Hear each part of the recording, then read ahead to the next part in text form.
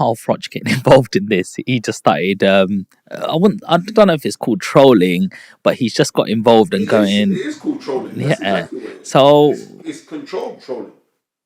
Do you think it's a way just to get into the conversation? Whatever Carl Froch is doing, it's working, right? Because Carl Froch is he's clever. Can't turn around and say he's not clever. Carl Froch is clever. You know what? To be real, I think Carl Froch has watched in boxing. There's a lot of trolls, right? And I think Carl Froch has reached the time of his life where he's thinking, I've never really cared what people thought about me. Yeah. But sometimes when people say, I don't really care what people think about me, they actually do care. All right. I'm just going to be real with you. But I think with Carl, he's more of a, I think he's carrying feelings. I know he's carrying feelings. Carl Froch got inducted into the Hall of Fame recently in America, right? In his speech, he says that he looked at Robert McCracken as a father-like figure, right? Because if you know the story, Carl Froch's pops passed away and all the rest of it. But he looked at Robert McCracken as a father-like figure. And also, Robert McCracken had a different respect for Carl Froch, right? Carl Froch was his first world champion. So he had him with some different respect, some different love and admiration that he had for him. Now, Anthony Joshua's come along, right? Not fundamentally been in the gym, like hasn't gone through the course of how many of us have gone through. Like we grew up loving boxing from a really young age, buying the Ring magazine, the boxing news every Friday, watching it, reading that, watching, having the boxer collection on videotapes. There's a boxer collection, it's called a boxer, and you'd buy that every Friday that would come out. You'd buy a new one every 2 weeks that would come out. Anthony Joshua ain't done none of that. Anthony Joshua just walked into the gymnasium because he saw his cousin Benga doing it, who I have to shout out to Benga, former ABA champion as well. Seeing Benga do it and said, wow, I want to go do that. And he went in and done it. He said, wow, I've got a knack for this. But Anthony Joshua is naturally athletic. Anthony Joshua could have done anything. Anthony Joshua could play football, he'd blow it up. Anthony Joshua could play basketball. I remember they did, this is years ago.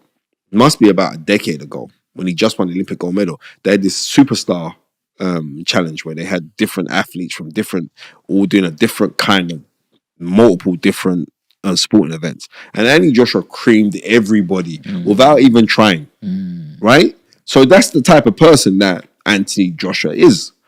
So when you look at that, Carl Froch is thinking, well, I'm the person that's done this the real way or the authentic way. Things are changing now, right? You know what I mean? And what was it? Harold Wilson, our former Prime Minister, said, he who rejects change is the architect of decay, for the only human institution that rejects progress is the cemetery. So we have to constantly keep on evolving as we are as human beings. I think that boxing has evolved, right? And I think Carl Froch was aggrieved on how Robert McCracken was handled. That's all. Because he was working for 1 minute and then Angel Fernandez kind of slipped in, who worked with Joshua for a little bit. And it is. And no one can't tell me that.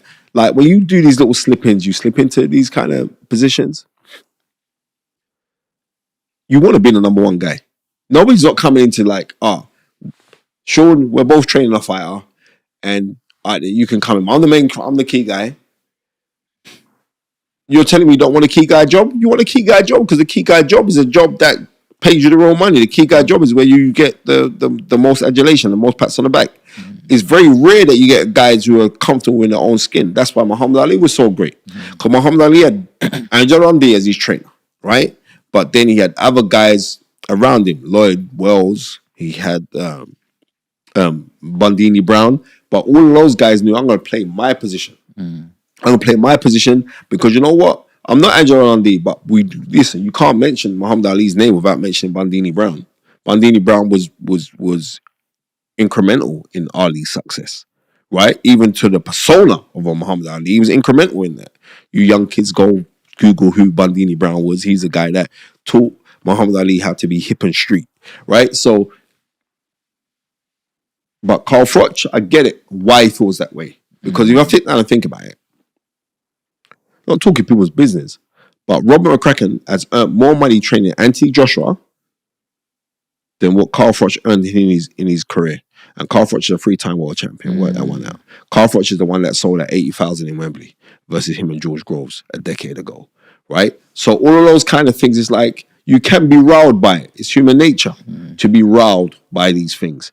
But what I didn't like is like, if you DM me and we're going back and forth, that's not public. You know what I mean?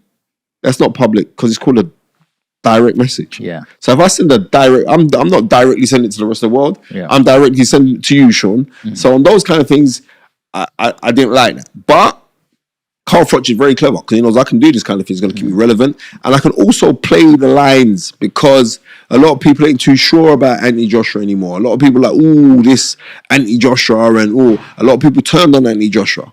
A lot of people turned on him when he was at the Black Lives Matter march, right? A lot of people turned on him. You can't say you never because you did, right? And he didn't even say anything wrong, right? So, like I said, on many things, that's interpretation. What happens at ringside? Carl Froch is there, and Joshua's looking across to him and saying, well, "You've been talking about me." No, nothing is going to happen at all. Do you know why? Because this is why I rate Anthony Joshua. Because Anthony Joshua has sacrificed himself on the public platform by not being road, not being the street thug, not being, he's being corporate Anthony Joshua, and it's paid for him, right? He hasn't Uncle Tom, he hasn't cooned it, but he's played it safe, right? Not being over opinionated, not being, you get what I'm trying to say? He's done that. How can I knock a man for that? Anthony Joshua, did they say he's worth 200 million? So I can't knock you for that. Not only that, but he's making really, really smart investments right now, right? I can't say nothing to him. And I also got props what he's doing. He started off this ACE thing, African Caribbean Exchange. Him, Michael Jarman, and what's it? Ken Kawasaki. They started this thing to push unity within the African diaspora. I've got to rate you for that because I used to be like, and you're doing what you doing, bro? You should be, and like, no. So therefore, if he saw Carl Froch ringside, Anthony Joshua, I was look, Anthony Joshua, bro. You know what I mean? I am Anthony Joshua, right? And that's the truth. But one thing I do know about Carl Froch, he's comfortable within his own skin. He likes when people talk shit about him. It doesn't bother him. But we'll see. So being that we're on the heavyweight scene and we're talking all about that, was it a shock to you when Usyk beat Tyson Fury earlier this year? Not at all. Because Usyk is very good.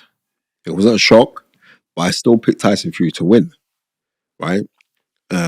Simply because Tyson Fury can do genius stuff in that boxing ring. I've witnessed it. I've seen it. He does genius stuff. But if you understand what you're watching, if you can understand what you're watching, then you know that was freaking clever on what Tyson Fury did. But Usyk is a different breed. Totally different breed. Very highly skilled. Like incredibly highly skilled. Knows how to, and like he's like, you know what Usyk's like? Usyk is like Chinese water torture. You know, like little drops of water. They just catch up with you till it drives you insane. And that's what he did.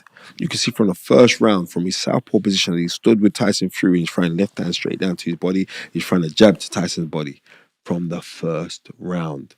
Right, what he was doing, he was deliberately doing that. That's to lower Tyson Fury's guard. And he lowered his guard. He had to wait till round 8 and 9 before he could let off a big shot. And he let off that big overhand left on Tyson Fury that had. Yeah, it looked like it broke his nose or something. Yeah, exactly. The way it just went, it hit him, and Tyson wasn't the same after that. Exactly. Yeah, I mean, wobbled up with her. So because of that, Usyk is just another level. You know what I mean? He is. So that I wasn't shocked that Usyk won the fight. What I am shocked about is that he could hurt Tyson Fury in a way that he did, because prior to the fight, me and like Tony Bombabellu, we speak regularly. Tony's my guy. Big shout out to Tony. Lovely man. Right? And I said, Tony, how do you see this? I'm telling you, Spence, he's gonna do Tyson. He said the guy mentally drains you when you fight him. I remember Tony Bellew put up a very, very Yeah. gallant performance against him before getting knocked out. Yeah. He